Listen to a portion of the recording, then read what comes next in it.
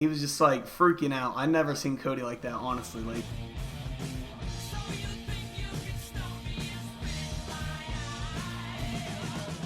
hey, what is going on, guys? Endless Boulder here. Welcome back to another video, and today we're playing some more Black Ops 3. So I got one heck of a story to tell you guys today.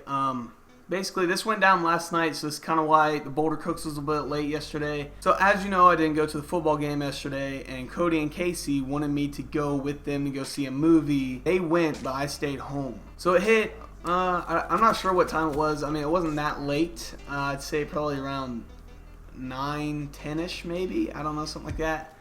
I don't know. It wasn't too late, but it was dark. Casey texts me and says, come outside. So I did, and they weren't there yet. And then she said, we'll be there in a few minutes. So I'm just laying there, and then all of a sudden, I hear, Cody! And then, like, I just hear a big old crash. And then I look, like, the horn honked and everything. I, like, turned around. I was like, holy crap, you know, because Cody actually went into my ditch. My storm drain, like, I mean, his whole front end was like halfway into the drain, but I guess, like, I did not see a thing, but I guess there was a car coming this way, just got pushed off the road into the freaking ditch. So I don't know who did it. They didn't stop for anything, and Cody didn't get a description of the car. I didn't even see it. So, you know, whoever it was complete. I'm not allowed to say words like that. Yeah, Cody gets out of his car and he slams the door and he's like, are you kidding? Like, he was just like freaking out. I never seen Cody like that, honestly. Like, Casey pretty much had to jump out of the passenger side because the whole passenger side was like lifted up off the ground in the middle of my ditch. So, you know, he was just like getting really freaking mad and everything. He was like really scared what his parents were gonna say. He called them and he was like practically in tears at this point.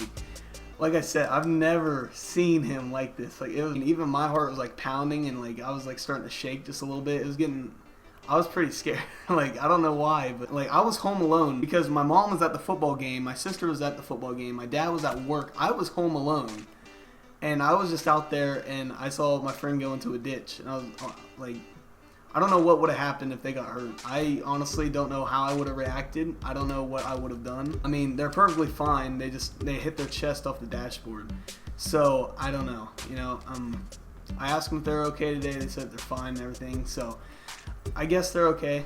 So, you know, it's all good. And surprising enough, like, no one stopped. There was one person that stopped, and it was our friend Cameron. She was like the only one that stopped out of like the 10 cars that passed. And then like none of my neighbors came outside, dude. Like, what the heck? Oh wow, that was a good gravity spike. You guys see that? 3 teenagers out there with a car in a ditch. Nobody stops and asks if we're okay. None of my neighbors come outside, and like Cody's screaming. And, you know, he was just like, he was livid, but he was also scared. Like, I don't know. He was just all over the place, honestly. Cody's parents came, and, you know, they're like, dude, it's fine. Like, you know, like, Cody was like, flipped. Like, when his parents got there, dude, like, oh, it was scary, you know? Like, it's like really hard to explain this because it was kind of like all of us were kind of just like in like a daze. I don't know. It really messed with my head. It was kind of like when I had my bike wreck, just not like I didn't black out or anything like I did, but you know, it's like, it's hard to remember things that, I mean, you remember the situation, but you don't remember what actually happened. That's the whole, like, I don't know. It's like whenever something traumatizing happens, you remember it vaguely, but you don't remember everything. You know, like his dad was saying it was fine. He was asking if we got a description of the car. But then Cody's dad called one of his friends with a big old truck, and they pulled out like this skinny, it wasn't like a big chain. It was like 2 of them put together. So, you know, me, you know, I'm the freaking, I try to be funny, you know, trying to get him calm down a little bit. I'm like, 2 chains, you know, because I saw 2 chains. I was like, you know, it's pretty great. I mean, I'd like to call myself a stand-up comic, but, you know, then the guy, like, connects everything, and he's just, like, trying to pull out Cody's car. But the way he was pulling it around, if he would have kept going, the car would have flipped.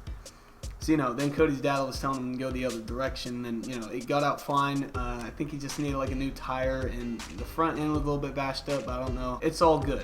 You know, his car's fine. He's getting it fixed. It's all good. I mean, he can't exactly get his iPad Pro now, but it's all good. Well, anyway, that's about it for this video. Hopefully you did enjoy. You know, it happens. You know, people run people off the road, and I guess not every day you're just laying outside and your friend just lands in your storm drain, but, you know, it's definitely a situation. I mean, I don't know. It was really weird. Like, I'm still kind of like shocked about it. But anyway, thank you guys so much for watching. I'll see you guys in tomorrow's video. Peace out. dope that everyone's supporting me and giving all this hope. And I know that I got this shit locked down. Even though I'm trapped here still in a small town, I'll get found. And when I do, I'ma take over the globe. Driving to a show with these switches here to blow. And my watch gon'